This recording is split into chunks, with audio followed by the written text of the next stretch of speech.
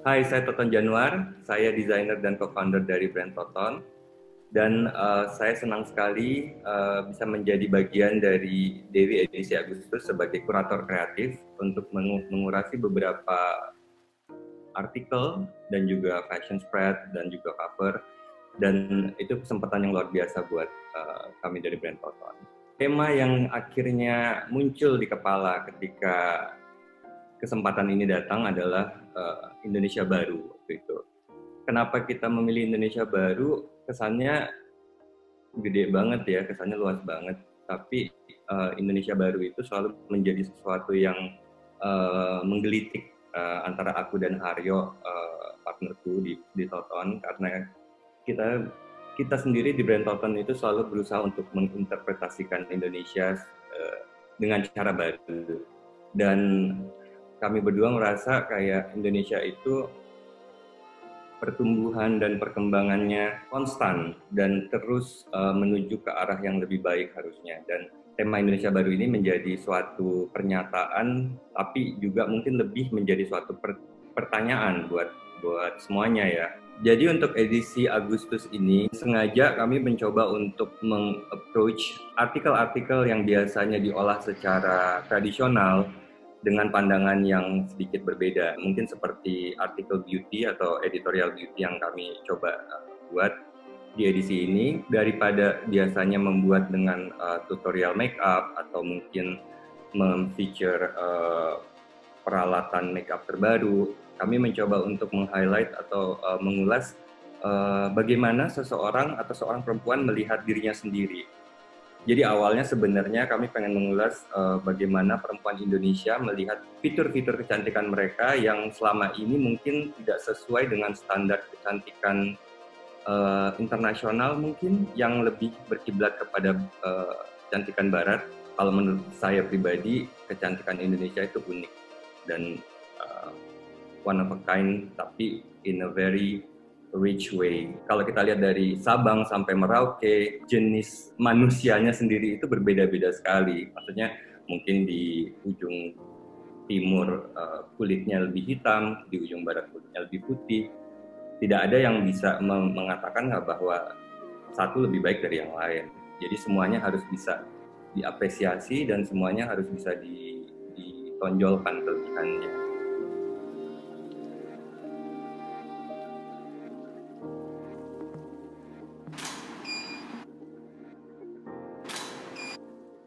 Ketika dikasih kesempatan untuk menjadi kurator kreatif, kami berpikir kayak, wah ini kesempatan yang bagus sekali untuk berbicara lewat visual. Dan salah satu bentuk visual di majalah Dewi adalah fashion editorial kan. Yang pertama adalah fashion editorial yang menggambarkan penjelajahan dunia baru, di mana mungkin bentuk-bentuk tradisional mulai berubah menjadi modern, menjadi kontemporer, terbentur dengan zaman, terbentur dengan keadaan dunia. Itu ada di fashion editorial pertama, Kelana Raga. Kemudian yang kedua, yang judulnya Simpangan Fana, itu memang lebih panjang ya, jadi seperti essay foto, di mana kami mencoba untuk mengangkat isu-isu sosial yang terjadi di Indonesia pada khususnya, dan di mana kita juga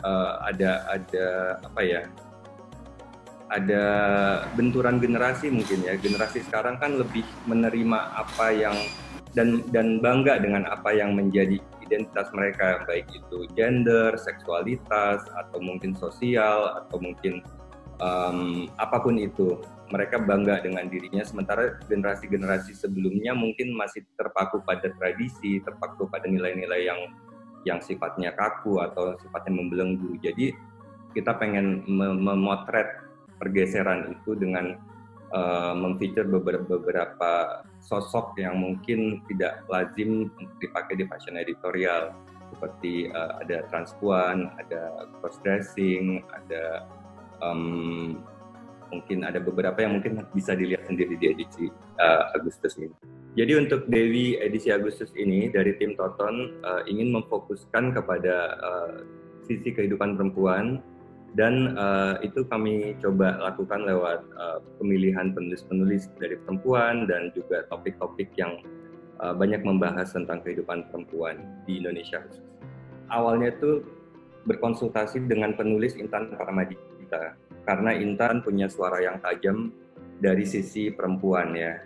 Dan aku pengen suara itu bisa didengarkan lewat edisi ini. Kemudian lewat Intan kami diperkenalkan ke beberapa penulis perempuan dari Indonesia Timur, kemudian penulis-penulis perempuan yang memperjuangkan hak-hak perempuan.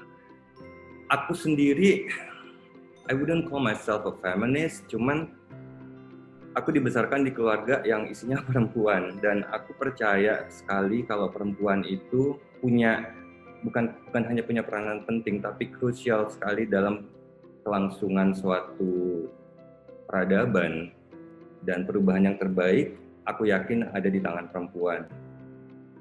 Makanya untuk edisi ini, selain memotret keadaan sosial, perubahan, dan pergeseran yang terjadi, aku juga pengen perempuan-perempuan, mungkin perempuan-perempuan Indonesia yang aku tahu, yang aku kenal, bisa bersuara dan bisa berekspresi, bisa menyampaikan aspirasinya lewat majalah Dewi, dan mudah-mudahan bisa didengarkan lebih luas lagi.